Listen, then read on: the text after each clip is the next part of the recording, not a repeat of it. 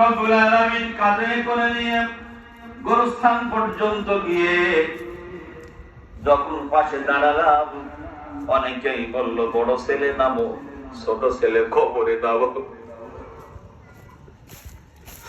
রব্বুল আলামিন নামানোর সময় আদবের সাথে নামালাম, আব্বা আম্মা যেন কষ্ট না পায়।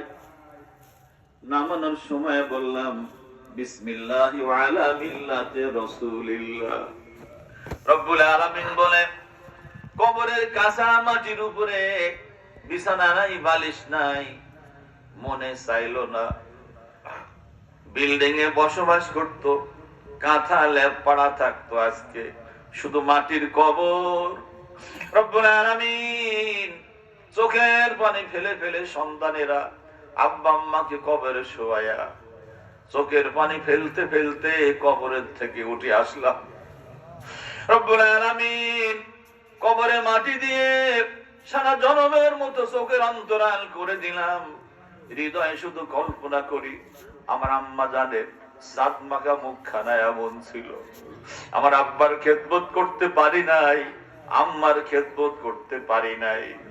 রব্বুল আলামিন ওই পিতা মাতাকে গহীন কবরে রেখে যারা আমরা তোমার দরবারে হাত তুলেছি, আল্লাহ আরশে আজিমের মালিক, তুমি আমাদের আব্বা আম্মার কবরে আযাব দিও না। রব্বুল আলামিন ওই আব্বা আম্মার কবরগুলিকে তুমি জান্নাতুল ফেরদাউসের বাগান বানিয়ে দাও, কবরে তুমি জান্নাতি বিছানা বিছিয়ে দাও। রব্বুল আলামিন যেই গোরস্থানের আজকের এই মাহফিল, এই গোরস্থানে তোমার কত বান্দা বান্দিরা সারা জনমের মতো শুয়ে আছে, আর কোনদিন শিখল সহ সরহাফানি গ্রামে কোনদিন উঠে আসবে না। আমাদেরকেও একদিন সিরিয়ালি সেখানে গিয়ে হাজিরা দিতে হবে। রব্বুল আলামিন এই গোরস্থানে আমাদের আত্মীয় স্বজন পিতা মাতা সহ দাদা দাদি নানা নানি শ্বশুর শাশুড়ি খালা খালু নিজের প্রিয় সন্তানদেরকেও আমরা দাফন করেছি যারা, সকলের কবরগুলিকে জান্নাতুল ফিরদাউসের বাগান বানিয়ে দাও। রব্বুল আলামিন কঠিন কিয়ামতের ময়দানে যেদিন বিবস্ত্র অবস্থায় হাসর নাসর হবে, সূর্য মাথার উপরে আলো বিকিরণ করবে, মাথার তালু টাস করে ফেটে যাবে, গিলুগুলি নাক দিয়ে মুখ দিয়ে পড়বে, জিহ্বা নাভিস্থল পর্যন্ত নেমে যাবে। হয়রান হয়ে মানুষেরা নফসি নফসি বলে পাগলের মতো দৌড়াদৌড়ি করবে। রব্বুল আলামিন ওই কঠিন দিনে আমরা যারা এই প্রচন্ড শীতের ভিতরে তোমার কোরআনের মেহমান হয়ে মাহফিলে হাজিরা দিয়েছি, আল্লাহ ওই কঠিন কিয়ামতের ময়দানে তোমার নবীর হাতের হাউজে কাউসারের পানি পান করার তৌফিক দিও আল্লাহ।